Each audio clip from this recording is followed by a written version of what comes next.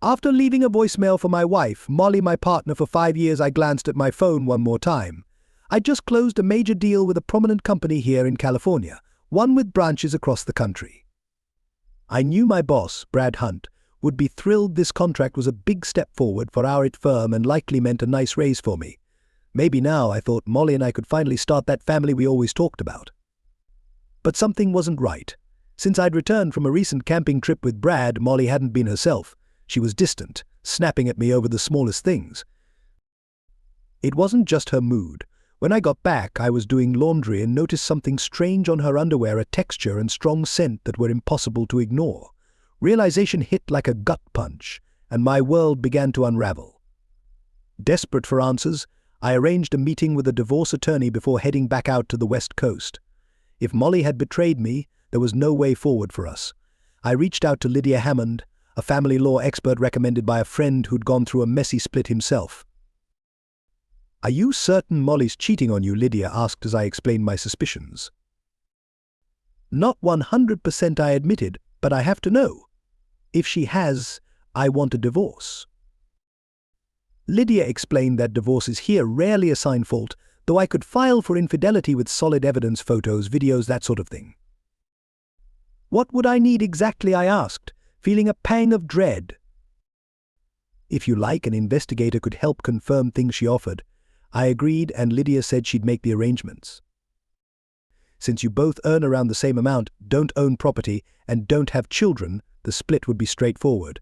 But if we prove infidelity, we can work toward a more favorable outcome for you." I nodded. "All right, let's do it. I'll be out of town for 3 days, maybe that's when it'll happen."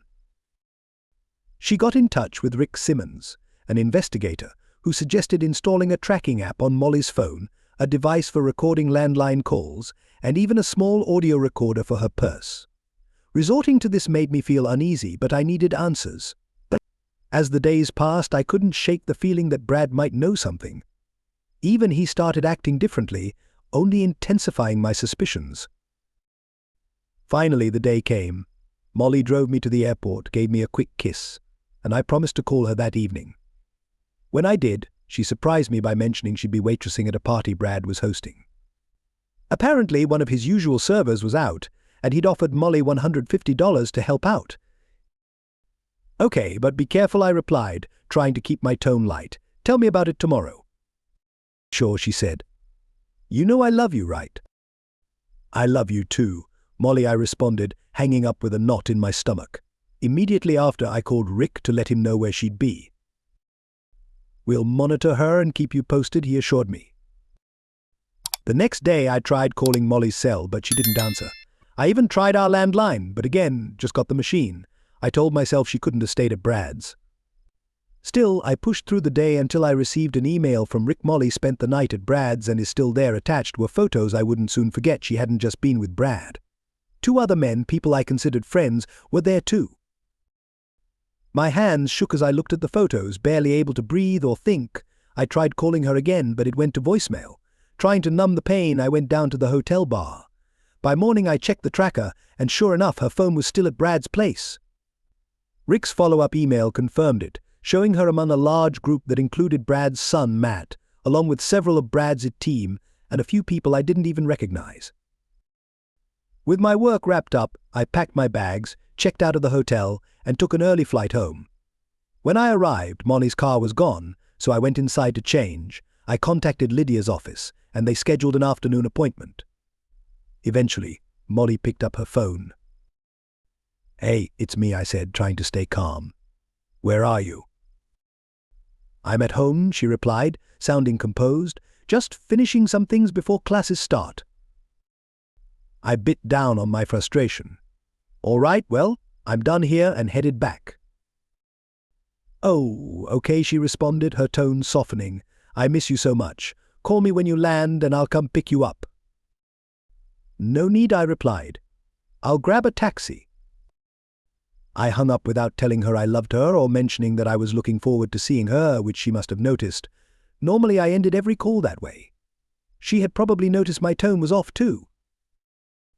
As I left for Lydia's office, I imagined her staring at her phone, confused. She'd likely planned to come home after the first night. but lying between Brad and his son had been too tempting. She convinced herself it would end when her classes started and that I'd never find out. So she stayed another night, welcoming Brad home as he walked in to see her with his son on his bed. Brad just smirked. "Maybe I should send your husband on trips more often," he said. "You know I have classes starting soon," she replied, as if it would somehow justify it all. Amber chuckled, treating the whole thing as some twisted joke.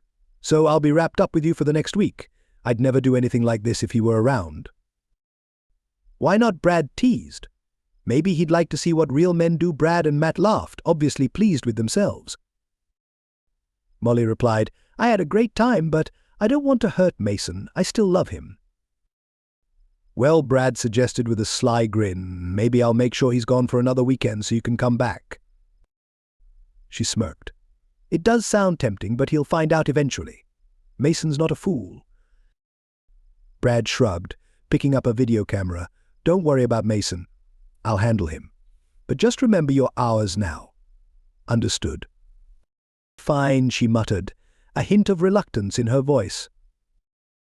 In that moment, Molly had become someone I didn't recognize, relishing the attention from Brad's friends and colleagues as if it were some twisted game. When I finally reviewed all the evidence Rick had gathered, it hit me harder than I'd imagined. There were photos, and even DVDs of her with multiple men, doing things I thought she'd never consider. It was like watching someone I didn't know, someone whose choices seemed foreign and disturbing. Lydia tried to offer a little comfort, but there was no undoing this. "Why would she do this?" I muttered, still reeling from the betrayal, 5 years with her and Brad too, a person I'd called a friend. "We'll proceed with a divorce on grounds of infidelity," Lydia confirmed. "We could even pursue a claim for alienation of affection against Brad and the others. It might not go far, but we could secure a decent settlement." "Do whatever you need to," I replied, my voice hollow. "Just hold it together," Mason, Lydia cautioned. "Don't do anything rash." "Don't worry," I assured her, but I knew I couldn't stay around Brad or those people any longer. After leaving her office, I sat in my car, scrolling through my contacts until I found Gabriel Nelson's number, the CEO of Empire. "Nelson here," Gabriel answered. "Gabriel, it's Mason Ford." "Mason. It's been a while," he said warmly. "How are things?" "Could be better," I admitted. "Is that position at Empire still open?" Gabriel had tried to recruit me several times, but out of loyalty to Brad, I'd always turned him down. But that loyalty was gone now? "Absolutely." "Have you finally decided to join a respectable team?" he asked with a laugh. "Yeah, something like that," I said, holding back the details. "Let's just say I can't stay where I am anymore." Gabriel's tone softened. "I'm sorry to hear that, Mason. Anything I can do." "Just give me the job," I replied. "I'll bring everything I gave Brad and more." "Done," Gabriel said confidently. "Why don't you and Molly come over for dinner tonight? Rose makes an incredible lasagna, and we can go over the offer details." "Thanks, but I won't be bringing Molly," I said, my tone heavy. There was a pause. "Is everything all right?" "I'd rather explain in person, Gabriel," I replied. "It's complicated." "Well, Rose is also a certified counselor if you need to talk. It might help," he offered kindly. "I might take you up on that," I replied, genuinely appreciative. "Great, come around 6:30, Gabriel said. "Will do," I replied, hanging up and feeling a slight sense of relief, the first in days. With a new job lined up, the path forward felt a little clearer. After arriving home, I found the house empty. Molly's car was still gone, so I took a long shower, trying to wash away the tension. I then sat down to draft my resignation letter. Around 5, Molly finally came through the door and, seeing me at the computer, walked over to kiss me. I turned slightly, and she landed an awkward peck on my cheek. "Everything okay?" she asked, clearly taken aback. "Not really," I replied. "Probably just jet lag. I'll sleep on the futon tonight." "Are you going out?" she asked, frowning. "Will you be coming back?" "I have dinner plans," I replied, ignoring the flicker of concern in her eyes. "Are you meeting a woman?" she asked, her tone uneasy. She paled, stammering, "Of course I can." Brushing her response aside, she asked, "So, how did the trip go?" "Good," I replied shortly. "How was your job at Brad's?" "It went well," she said, her gaze dropping momentarily. "It was fun." "I bet," I replied flatly, glancing at my watch. "I should go." I saved my work, shut down the computer, and headed to the bedroom to change. When I returned, she was still on the sofa. "How long will you be out?" she asked, trying to sound casual. "Not sure." "Don't wait up for me," I replied, heading out the door without another word or any parting gesture. I knew she was probably shocked that I didn't kiss her goodbye or say, "I love you," like I always did. As soon as I pulled out of the driveway, she grabbed her phone to call Brad, unaware that everything she said was being recorded. "Brad, I think he knows something," she said, her voice tense. "What makes you think that?" he replied. "He hasn't touched me, hasn't even kissed me or said he loves me. Tonight he said he had dinner plans but didn't mention who with." "So what if he knows?" Brad replied, unconcerned. "You can always come stay with us. Don't worry about Mason, I'll keep him busy enough that he's barely home." "I don't want to lose him, Brad," she insisted. "I still love him." Brad chuckled. "Right. You've shown us just how much you love him these past few days, haven't you?" "Stop it," she replied sharply. "I know what I did, and I enjoyed it, but that doesn't mean I want to lose Mason." "Relax," Brad replied dismissively. "Give it some time. He'll come around. If not, we'll handle it. You're ours now, and you'll help us keep him in line. You wouldn't want the school board seeing that footage, would you?" "You wouldn't dare," she whispered, horrified. "Oh, I'd love to," he sneered. "There's plenty of incriminating video of you, so you'd better make sure little Mason behaves himself." Her defeated sigh was the last sound before the recording ended. I clenched my jaw, fighting back the disgust churning in my stomach as I pulled up to Gabriel and Rose Nelson's two-story house. I grabbed the bottle of wine I'd picked up on the way and rang the doorbell. Gabriel greeted me with a warm smile, taking the wine with a nod. "Come on in, Mason. Thanks for this. It'll go perfectly with dinner." He led me into the dining room, where Rose was setting the table. "Mason, meet my wife, Rose. Rose, this is Mason Ford, our new operations manager," Gabriel said, introducing us. "It's nice to meet you, Mrs. Nelson," I said, shaking her hand. "Please, call me Rose." "Mrs. Nelson sounds far too formal," she replied with a kind smile. As we took our seats, Rose served her lasagna, while Gabriel poured the wine. The food was exceptional, and I couldn't help but remark, "This is the best lasagna I've ever tasted." "I'm so glad you think so," Rose said with a warm smile. "It's one of my favorite recipes." After a few moments of light conversation, Gabriel looked at me curiously. "So Mason, what made you decide to leave Brad's firm so suddenly?" I hesitated, then nodded, gathering my thoughts. "It's a long story," I said before detailing everything. By the time I finished, Gabriel shook his head, visibly shocked. "Incredible," he muttered, apologetic. "I'm sorry, Mason. I've experienced something similar myself, though not under these circumstances. So, other than this new job, what's next for you?" "I filed for divorce," I admitted. "My lawyer says it should be a fairly straightforward split given the situation." Rose looked at me sympathetically. "Have you thought about counseling?" I shook my head. "It's gone too far. I don't even recognize her anymore." "How are you holding up?" Rose asked gently. "Honestly? Not great," I admitted. "My lawyer advised me to act as normal as possible around her, but it's hard. I can barely stand to look at her." "Talking to a psychologist might help," Rose offered, "and I'd be happy to talk with you if you're open to it." Gabriel nodded and added, "Rose is amazing at what she does. She was a lifesaver when I went through some rough times." I thought it over and nodded. "I'd really appreciate that, Rose." "Good man," Gabriel said, patting my shoulder. "Take as much time as you need, we'll work it into your schedule." After we finished dinner, Gabriel invited me to his office for a glass of brandy and to discuss my new role. For the next couple of hours we went over the position, the team, and the projects I'd be managing. By the end, I finally felt as if I was regaining control of my life. I shook Gabriel's hand, thanked him, and headed home. When I got back around 10 p.m., the lights were still on, and I found Molly sitting on the sofa. She looked up and asked, "How did the meeting go?" "It went well." "Thanks," I replied curtly. "Now, if you don't mind, I'm going to bed." I went into the spare room where I had set up my computer, intending to sleep on the futon. Molly appeared in the doorway. "Are you sleeping in here now?"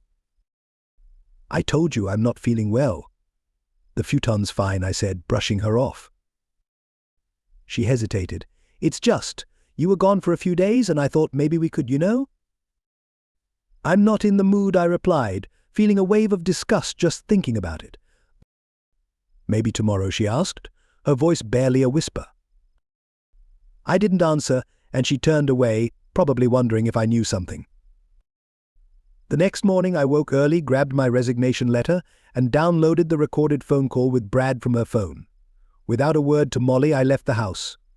When I got to the office, I went straight to my desk and started packing.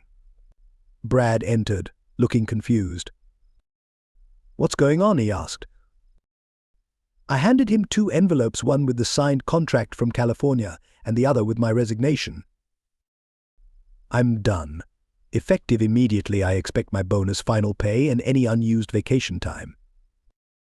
"Resignation? Are you serious?" he stammered. "Why are you leaving?"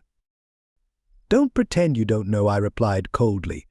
"I'm not an idiot, Brad. I can't work here anymore. I'm going to a new company." "Mason, wait, can't we talk about this?" he pleaded. "There's nothing to discuss. I thought you were a friend, but you went behind my back and destroyed my marriage," I said, holding back the anger welling up inside. "Oh, come on," he scoffed. "It's not like I forced her. Molly was more than willing." "That's how you see it?" I asked, stunned. "How long has this been going on?" Brad leaned back, smirking. "Since that camping trip. On the second day, when you were out skiing, she came to me practically begging. She even mentioned, let's just say I'm better than you." "So that's why you had me leave that day? Just so you could have her all to yourself?" I demanded, feeding the anger surge. He didn't deny it. "Why not? And hiring her to waitress at the party? Just another opportunity for fun," he added with a twisted grin. I pulled out my phone, stopping the recording I'd started when Brad entered my office. "Thanks for confirming all that," I said coolly. "Now, if you'll excuse me, I'm heading down to HR." "But wait," he called, panicked. "You can't use that recording." "We'll see," I replied. "Goodbye, Brad. I hope you rot in hell." I grabbed my things and walked out, feeling an overwhelming sense of finality. As I reached the door, I heard him call after me. "Hey, you forgot something." I looked back to see him holding up a framed photo of Molly that had sat on my desk for years. "Keep it," I replied. "If you and your son want her so badly, she's all yours. I'm done." As I drove home, my phone buzzed with a call from Molly. She sounded frantic. "He resigned." "What do you mean?" she demanded after Brad filled her in. "Yeah, he just handed in a signed contract and a resignation letter," Brad explained. "He knows, Molly. I don't know how, but he does." "What did you tell him?" she asked, panicked. "The truth. I told him about that day on the hike." "You idiot," she snapped, frustration choking her voice. "And what about the photo of me he kept?" "Oh, he didn't want it," Brad replied, almost mockingly. "Told me to keep it. Guess he's truly done with you." Molly's voice broke as she began to cry. "So, what do we do now?" "Not my problem," Brad replied, dismissive. "He's your husband. Figure it out yourself. Unless you want me to handle it." "No," she whispered, defeated. "You've done enough. Just stay out of it." As I pulled into my driveway, I noticed Molly's car parked out front. I checked around, ensuring Brad's wasn't nearby, then grabbed my things and walked inside. Molly sat on the couch, her eyes red and swollen. Without a word, I headed to my office, locking the door behind me. I pulled up the recordings of her conversations with Brad, feeling both validated and nauseated as I listened to her desperate explanations.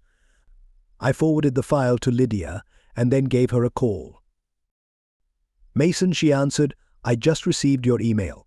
I'm finalizing the documents now." When can they be submitted? I asked, ready to move on. If you're ready, I can arrange to have them delivered later today, she offered. I thanked her, hung up, and went to the kitchen where Molly sat, her gaze averted. Setting my briefcase down, I looked her in the eye. We need to talk, I said, placing my old .45 on the table within reach. She flinched. Is that really necessary? I hope not, I replied coldly. But if your lover decides to show up, I want to be prepared. My lover, she stammered, looking genuinely surprised. Don't play dumb, Molly. I'm not in the mood for games. I motioned for her to sit, and she did, visibly trembling. Later today, someone will deliver papers for you, I continued. Her face turned pale. Papers? You mean divorce? That's right, I confirmed. I know all about Brad, his son, and the others you were with. I filed for divorce on the grounds of infidelity. She shook her head, denying it. You don't have any proof. Oh, don't I reached into an envelope, laying out time-stamped photos that captured her with multiple men, including Brad, in compromising positions. I also have video and audio. Want to see? Her shoulders slumped, realizing there was no escape. Fine, she whispered. Considering the circumstances, I'm being fair, I said. No alimony, half of what's in our bank account, and we keep our separate pensions. I've cancelled your credit card, and here's a cashier's check for your share of the balance. There's also a restraining order. Stay 500 feet away from me, my home, and my workplace. She choked back tears. So you're kicking me out? Yes. You'll have time to pack your things before the papers arrive. What if I contest this? She asked, voice shaking with desperation. I laughed. Do you really think that's wise? How would your school board react if I sent them these photos and recordings? Do you think parents would still want you teaching their children? Her shoulders sank further as she nodded. You wouldn't. Are you willing to take that risk? I asked icily. She shook her head, defeated. Hand over your rings and plan to revert to your maiden name. It's part of the settlement. Molly looked at me, stunned. You've become so cold, so heartless. I learned from the best, I replied. I have one question. What happened to you? How did you go from being a loving wife to this? She couldn't meet my gaze. It started on that camping trip, she murmured. You were at the lake, and I was resting in the tent. Brad walked by, saw me undressed, and, well, it just happened. So that's all it took. One look. And you were willing to throw everything away? I asked, voice filled with disgust. How many times did it happen during that trip? Twice, she admitted. Once when you were skiing and again when he sent you back to the office. I shook my head, pointing to the photos. And none of these men used protection. Weren't you worried about getting pregnant or catching something? I'm on the pill, she muttered. That's hardly foolproof, I replied. Did you ever consider the risks, or were you just that reckless? Oh God, no, she whispered, covering her face. You know, I had chances over the years with women far more attractive than you. But I turned them down because I thought I had a loyal, faithful wife. Now I see I was living in a fantasy. I pointed to her bags. Go pack. Anything you leave will be donated or burned. She begged, can't we try counseling? I'll change, I swear. I stared at her, feeling numb. I'll never forgive you for this, Molly. Not after everything you've done. Now, pack your things. Anything left by tomorrow will be gone. Tears streaming down her face, she packed one bag after another. As she finished, she gave me one last look. Can you at least help me carry these to the car? No, I replied. They're yours, you take them. And remember, if you leave anything behind, even your wedding dress, it'll be gone by tomorrow. My wedding dress. My parents spent thousands on that, she cried. Then you'd better take it if it matters so much, I said, turning away as she carried her bags to her car. After 2 hours, she returned, exhausted. I can't fit everything in the car. Can I come back for the rest? No, I said. You can have someone else pick it up, but you're not setting foot in this house again. There's a restraining order. She gave me a weary, tearful look. What will I tell my parents? Try the truth for once, I replied. Tell them you cheated on me with my boss and several others. They'll disown me if I tell them that, she said, voice breaking. Not my problem, I replied coldly. But if you try to make me the villain, they'll find out the full story. Just then, there was a knock on the door. I glanced at her. That's for you. Molly opened the door to a sheriff's deputy. Are you Molly Ford? He asked. She nodded, and he handed her an envelope. You've been served, he said. You're required to leave the premises immediately. With tears streaming down her face, she signed the papers and looked back at me. I'm so sorry, she whispered. Yeah, me too. Goodbye, Molly, I said. She left without another word, escorted by the deputy. The following days were a blur, but I didn't hear from her again. Brad, however, called twice, leaving threatening messages. Mason, I know you're there, he barked in one. Drop this lawsuit, or I swear I'll make you pay. I saved the voicemail and sent it to Lydia, who immediately involved the sheriff's department. Todd and Freya, Molly's parents, reached out soon after, asking if they could come by to collect her belongings. I agreed, but made it clear she was to stay away. When they arrived, they tried pleading her case. She just made a mistake, Freya said, tears in her eyes. Can't you find it in you to forgive her? What exactly did she tell you, I asked. She said she argued with your boss, Freya replied, clearly confused. Without a word, I took out the envelope containing the photos and DVDs and spread them across the table. As they saw the evidence, their faces fell. I'm sorry she didn't tell you the full truth, I said. It was far worse than she let on. Oh, Mason, Freya whispered, horrified. I had no idea.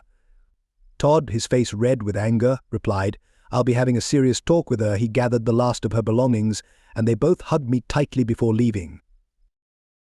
Later that evening, another knock sounded at my door. I checked the peephole to find Brad, his son Matt, and two former coworkers standing outside. Quickly, I grabbed my gun from the office and dialed 911. Keeping the weapon concealed behind my back, I opened the door just as they barged in, with Brad leading the charge. I'm going to teach you a lesson, you piece of, he snarled, advancing on me. I raised the gun, aiming directly at him, freezing them all in place. You really want to test me? I asked steadily. Just so you know, I've already called the police. If you're still here when they arrive, you'll all be arrested for violating a restraining order. Ah, Brad.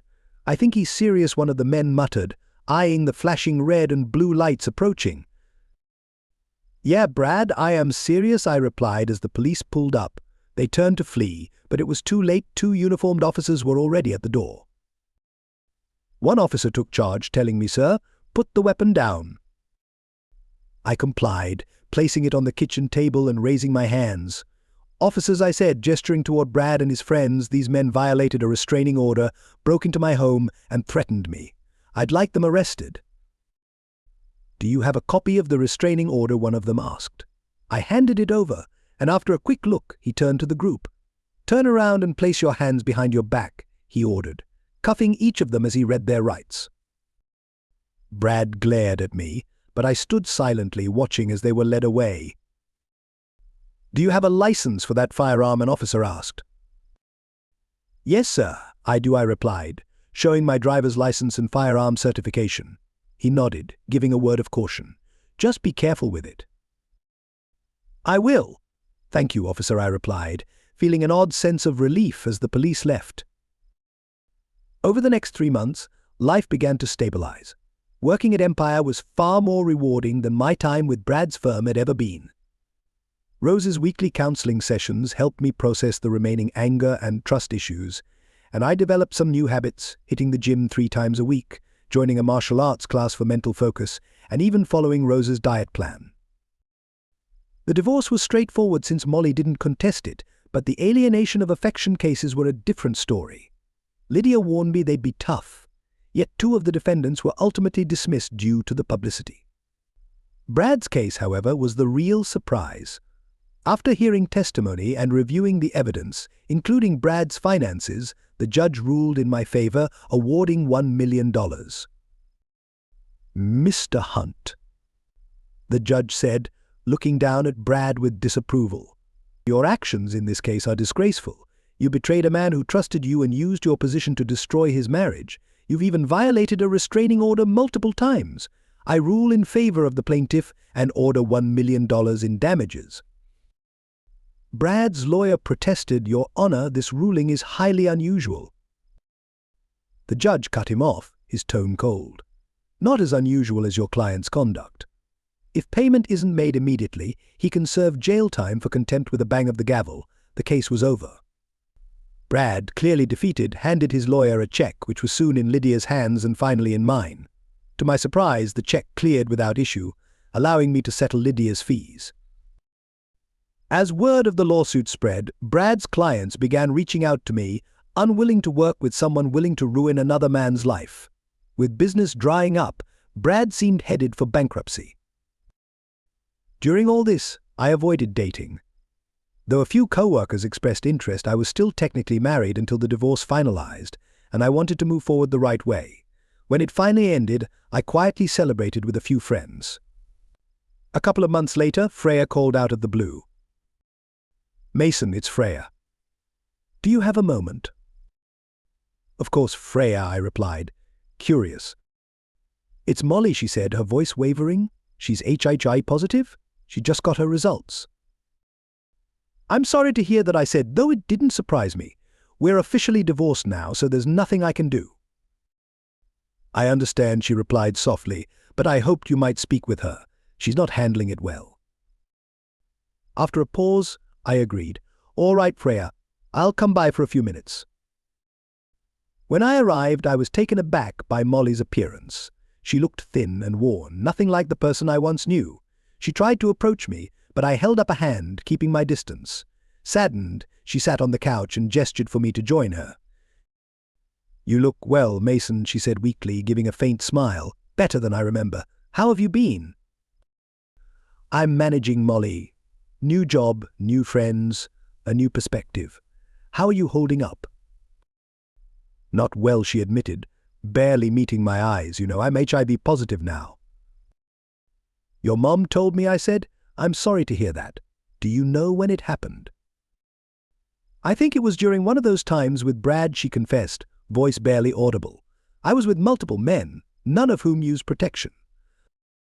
I nodded, letting her words settle in. Does Brad know? Not yet, she whispered. But I'll have to tell him soon.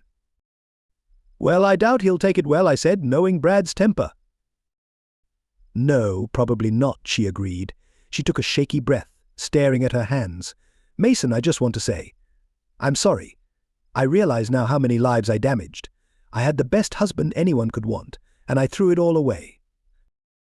I know you probably despise me, and you have every reason to, but I don't want to leave this world without knowing if you can forgive me for the first time. I saw that she fully grasped the weight of her actions.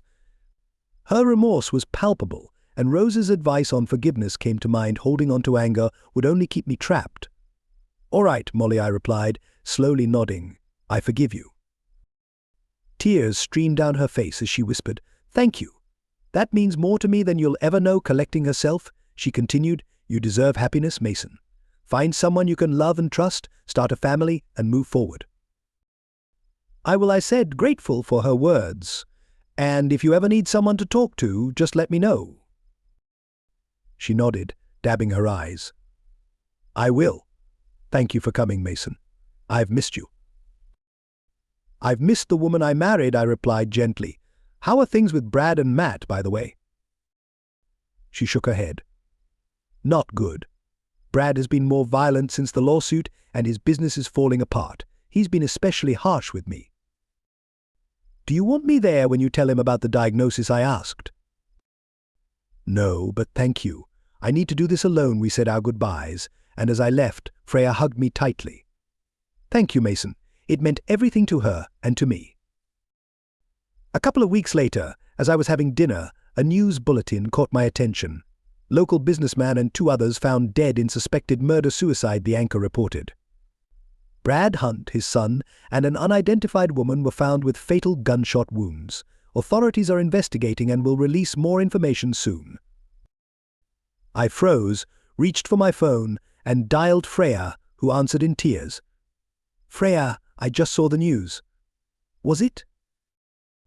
"It was her. Mason," she sobbed. "Brad shot her, then his son, and finally himself." "Oh my God. I'm so sorry," I murmured, feeling a wave of grief. I think she told him about the diagnosis, and he lost control. "They're doing an autopsy now," she managed through her tears. "I never wanted any of this, Freya," I assured her, my voice heavy. "I hope you know that." "I do, Mason. Thank you for making peace with her." "I like to think she's at peace now."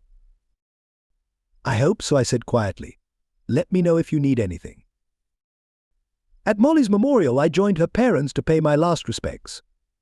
The autopsy revealed both Brad and Matt were also HIV positive. Molly had suggested they all be tested, and upon discovering their status, Brad had snapped, leading to the tragic outcome that took all 3 lives.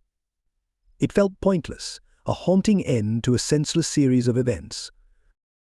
The days that followed were filled with reflection, as I mourned not just the loss of Molly, but also the future we once imagined. Memories of our better days lingered, a bittersweet echo of what had once been. Then, one day, as I prepared to leave the office, Tracy, a co-worker, stopped by. "Hey, Mason," she said with a warm smile. "Want to join us for happy hour tonight? I thought you might enjoy the company." For a moment I almost declined. The thought of stepping back into the world felt unfamiliar, daunting. But then it hit me life was moving forward, and maybe it was time for me to do the same. "What the hell," I replied, returning her smile. "I could use some good company." "Great," she said, grinning. "We'll see you at Hitchhikers after work." As she walked away, I leaned back in my chair, feeling an unexpected yet welcome calm settle over me. Life was pressing on, and for the first time in a long while I felt ready to see where it might lead next.